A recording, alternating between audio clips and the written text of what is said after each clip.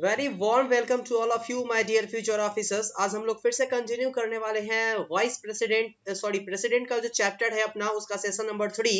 काफी important session हो रहा है आपके लिए ये, क्योंकि यहाँ से एग्जाम में डेफिनेट क्वेश्चन निकल करके आते हैं, तो उसी को कवर कर रहे हैं हम लोग। और आज के सेशन में हम लोग ये देखेंगे कि प्रेसिडेंट का जो पोस्ट होता है वो कितने समय का होता है, और फिर जो है वो वाइस प्रेसिडेंट कैसे उस पोस्ट को कंटिन्यू करते हैं, और भारत के जो मुख्य न्यायाधीश होते हैं फिर उस पोस्ट को कैसे कंटिन्यू करते हैं। सारी चीजों को देखने वाले हैं हम लोग आज के सेशन में। बट अगर अभी तक आपने चैनल को सब्सक्राइब नहीं किया और आपको लगता है कि चैनल डेडिकेटली आपके लिए वर्क करती है, तो चैनल को सब्सक्राइब और शेयर जरूर किया कीजिए, क्योंकि 85% लोग चैनल को बिना सब्सक्राइब किए हुए देखते हैं और इसे यूट्यूब को ऐसा लगता है कि हमारे जो व्यूअर है वो जेन्युइन नहीं है, इस कारण से वो इंप्रेशन दूसरे लोगों तक नहीं भेजती है। तो प्लीज सब्सक्राइब करके चैनल को देखिए, क्योंकि अगर देखते हैं चैनल और लगता है कि डेडिकेटली वर्क करती है तो सब्सक्राइब करने में आपको पैसे नहीं लगते हैं, लेकिन हमें मोटिवेशन जरूर मिलता है।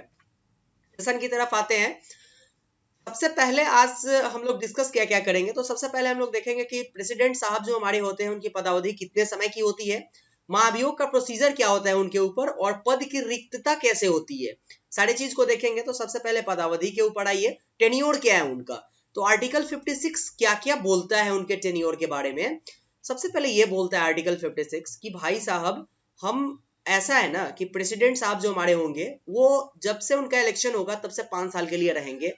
कहीं से कोई इफ बट नहीं होगा उनके इस कार्यकाल में, लेकिन टर्म और कंडीशन तो जोड़ेंगे ही हम। अब क्या होगा कि अगर किसी कारणवश वो स्वेच्छा से अपना त्यागपत्र दे देते हैं, अब इसमें भी एक टर्म होगा कि स्वेच्छा से त्यागपत्र किसको देंगे, तो वो वाइस प्रेसिडेंट साहब को देंगे। और अगर उनके ऊपर, तो वो 5 साल से पहले हट सकते हैं अगर वो अपने समय से पहले त्यागपत्र दे देंगे। तो अगर ऐसा लगता है कि ये 5 साल का पूरा कार्यकाल हो गया, तब तो उनका पोस्ट ऑटोमेटिक खत्म हो ही जाएगा। लेकिन इससे पहले अगर वो संविधान के विरुद्ध कोई काम करते हैं तो उनके ऊपर महाभियोग लगा के हम उनके पोस्ट को खत्म कर सकते हैं। ये टर्म एंड कंडीशन जोड़ दिया गया इसमें। लेकिन अब ये भी बोला गया कि प्रेसिडेंट साहब का इलेक्शन होता है, 5 साल तक वो पोस्ट को बिना निर्बाध काम किए, उनके ऊपर महाभियोग भी नहीं लगा, वो त्यागपत्र भी नहीं दिए, तब जब तक उनका उत्तराधिकारी नहीं आएगा तब तक वही इस पोस्ट को कंटिन्यू करेंगे। ठीक है। और अगर वो इस पोस्ट को कंटिन्यू करते हैं तो ये कहीं से भी असंवैधानिक नहीं माना जाएगा। ठीक है। अब ये बात कहा गया कि अगर प्रेसिडेंट साहब हमारे हैं तो क्या वो एक ही बार के लिए इलेक्ट होंगे या 2 बार के लिए इलेक्ट होंगे। ये बहुत थोड़ा सा हौच-पौच वाला सिचुएशन है यहाँ पर, क्योंकि इसका कोई प्रोसीजर हमारे कॉन्स्टिट्यूशन में मेंशन नहीं है। अब अमेरिका इसमें थोड़ा सा डिफरेंट है। अमेरिका क्या बोला कि हमारे यहाँ जो एक व्यक्ति प्रेसिडेंट बनेंगे वो केवल 2 बार से ज्यादा प्रेसिडेंट नहीं बन सकते हैं। मतलब एक बार ये 2020 से 2025 के लिए बने। ठीक है। अब 2025 से ये 2030 के लिए अगर भारत के हिसाब से बनेंगे तो फिर ये 2030 से 2035 नहीं बन सकते हैं, क्योंकि हम तो इनको 2 ही बार ऑथोरिटी दिए। बातें हो गई खत्म। जो चीज हमारे यहाँ हमारे कॉन्स्टिट्यूशन में मेंशन नहीं है। अब आते हैं महाभियोग के ऊपर। इम्पीचमेंट का जो प्रोसीजर है वो कॉन्स्टिट्यूशन के आर्टिकल 61 में मेंशन किया गया हुआ है। हम ये बोलते हैं कि अगर हमारे प्रेसिडेंट साहब किसी कारणवश संविधान का उल्लंघन कर देते, कोई बहुत बड़ा ब्लंडर होता है जो हमारे प्रेसिडेंट साहब को नहीं करना चाहिए, या फिर ऐसा कोई ऐसा कोई स्टेप लेते हैं जो पूरे कॉन्स्टिट्यूशन के अगेंस्ट में होगा, जैसे कि उनको अध्यादेश पारित करने का पावर है। अब वो ऐसा अध्यादेश पारित करते हैं जो पूरे कॉन्स्टिट्यूशन को पूरा हौच-पौच कर देता है, उस सिचुएशन में हम उनके ऊपर महाभियोग लगाएंगे। लेकिन टर्म एंड कंडीशन तो जोड़ेंगे भाई साहब।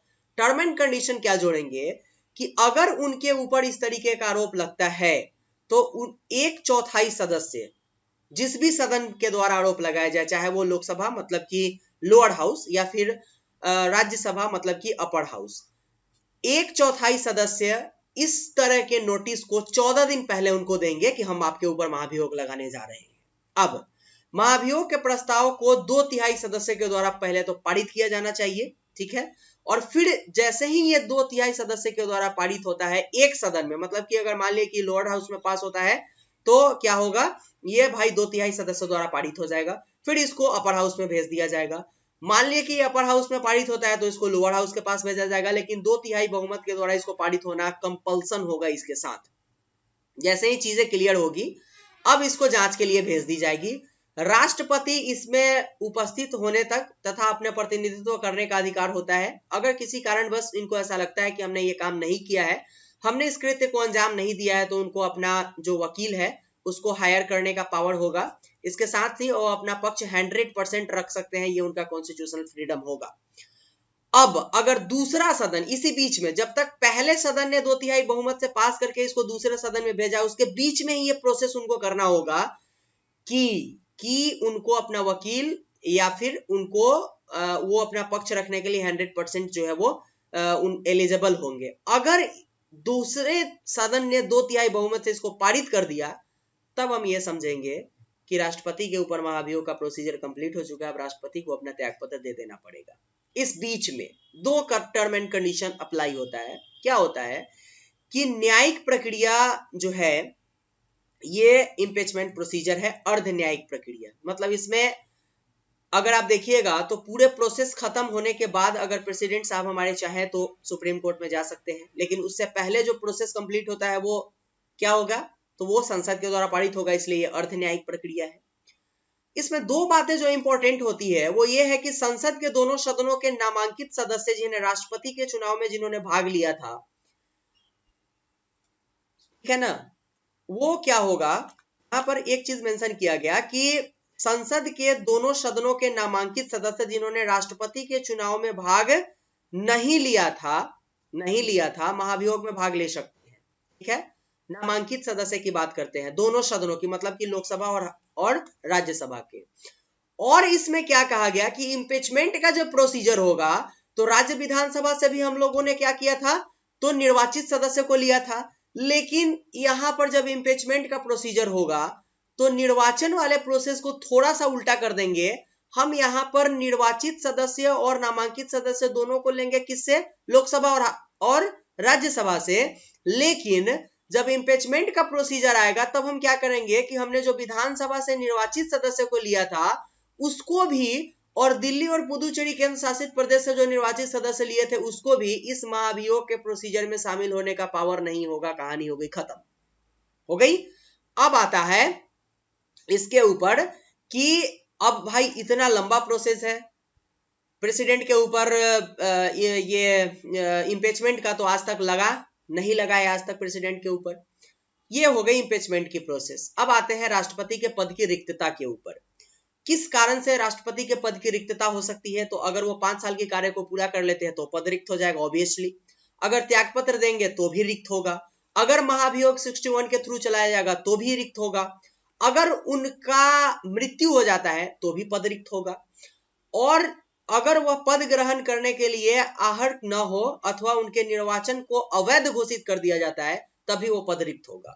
लेकिन टर्म एंड कंडीशन फिर भी जोड़ेंगे हम।